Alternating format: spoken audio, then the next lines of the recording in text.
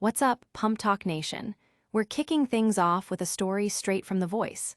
Ryan Mitchell, the very first recipient of the Carson Callback, is back for a second chance after his initial audition didn't get a chair turn.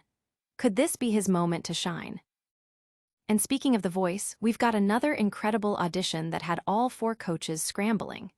Aiden Ross, a Texas A&M engineering student, absolutely stunned Niall Horan, Reba McEntire, Snoop Dogg, and Michael Bublé with his powerful performance. You won't believe who he chose as his coach. Next up, a behind-the-scenes bombshell about a familiar face. We're uncovering the wild story of how Carson Daly got his start, and believe it or not, it involves a young Jimmy Kimmel and a surprising internship that launched a career. You have to hear this origin story. And finally, we're looking at the Sunday morning news wars where a veteran program has just scored a major victory. Kristen Welker's Meet the Press has captured its first demo win in 4 years, beating out tough competition. We've got all the numbers and what it means for the future of public affairs television. Don't go anywhere. Hit that like, subscribe, and ring the notification bell so you never miss an update.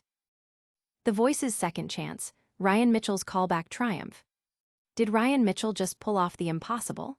After failing to secure a chair turn during his initial audition on The Voice, Mitchell was given a lifeline, the first-ever Carson Callback. This unique opportunity gave him just 24 hours to prepare a new song and return for a do-or-die second chance. The pressure was immense, especially after host Carson Daly himself saw potential and offered this unprecedented lifeline. Mitchell, who has faced significant adversity in his life, including struggles with substance abuse and homelessness, approached this second chance with a renewed determination, calling it an amazing opportunity he wouldn't take for granted. He vowed to make Carson Daly proud, emphasizing his resilience. The question on everyone's mind is, did his intense preparation and unwavering spirit pay off, earning him a spot on one of the coaches' teams? The coaches themselves, including Michael Bublé, expressed surprise at the new twist, highlighting that sometimes the coaches miss talent. With a background in alt-rock, Mitchell represented a genre less common on the show, making his callback even more intriguing. Tune in to find out if Ryan Mitchell's gamble pays off and if he can turn those chairs this time around. But the drama on The Voice doesn't stop there.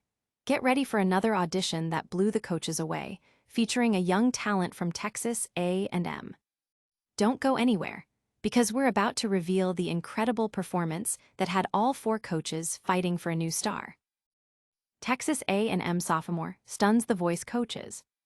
Aiden Ross, a 20-year-old engineering student from Texas A&M, took the stage on The Voice Season 28 and delivered a performance that left the coaches speechless.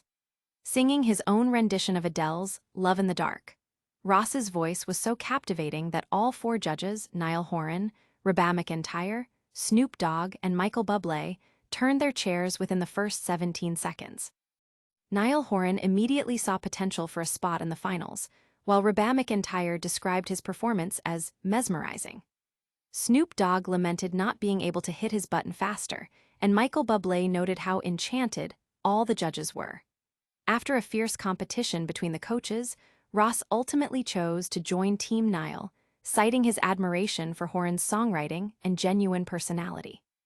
This decision marks a significant moment for Ross, a hometown talent who is now making his mark on a national stage, calling the experience surreal and expressing his gratitude for the opportunity to showcase his artistry.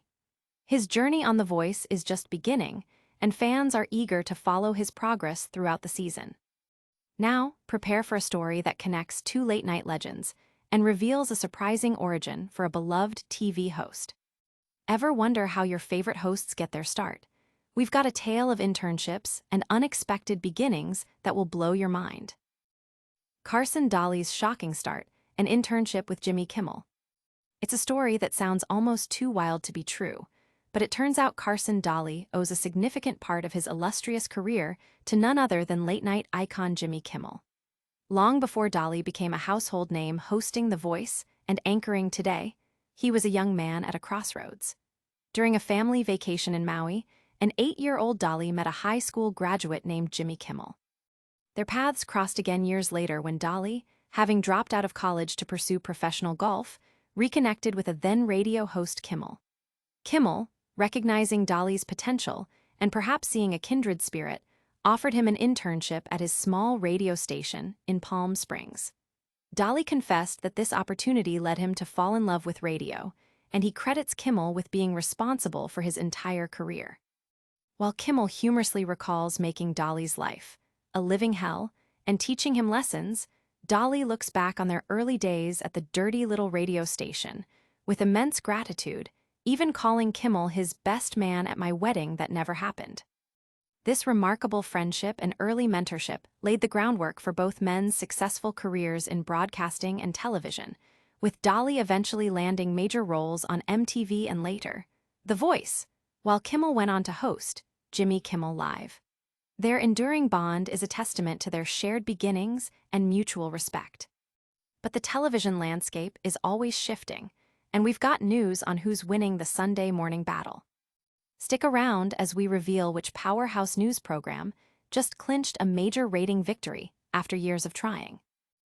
Meet the Press scores first demo win in 4 years under Kristen Welker. In a significant ratings coup, NBC's Meet the Press, moderated by Kristen Welker, has secured its first demographic win in 4 years among Sunday public affairs shows. For the entire 2024-25 season, the program outpaced rivals, Face the Nation, and This Week with George Stephanopoulos in the crucial 25-50 for age demographic, averaging 447,000 viewers in that key group.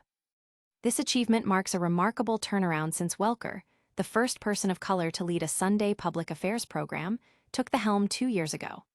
At that time, Meet the Press was in third place in this coveted demographic. Executive producer David Gels attributed the success to Welker's ability to deliver the answers audiences want and need, citing high-profile interviews with President Trump and meet-the-moment discussions with figures like Mel Robbins. While Face the Nation still leads in total viewers, Meet the Press's dominance in the key demo signals a growing influence and engagement with a younger, more advertiser-friendly audience. The season's programming, including interviews with President Trump and Ukrainian President Volodymyr Zelensky, has clearly resonated with viewers seeking in-depth political analysis and accountability. We're wrapping up this news blast with a quick look back at the biggest stories. Don't click away. We've got a rapid-fire recap of everything you need to know and your chance to tell us what you think. All right, Pump Talk Nation, that's a wrap on today's explosive news. We saw Ryan Mitchell fight for a second chance on The Voice, Aiden Ross stunned the coaches with his incredible audition, discovered Carson Daly's surprising start thanks to Jimmy Kimmel, and celebrated Kristen Welker's Meet the Press clinching a major ratings win. What a show. Now, here's what you need to do. Smash that like button if you enjoyed this news blast, subscribe to Pump Talk News for more daily updates, hit that notification bell so you never miss a beat, and comment below with your thoughts on these stories. And don't forget to follow us on all our social channels for behind-the-scenes content and more. We'll see you next time.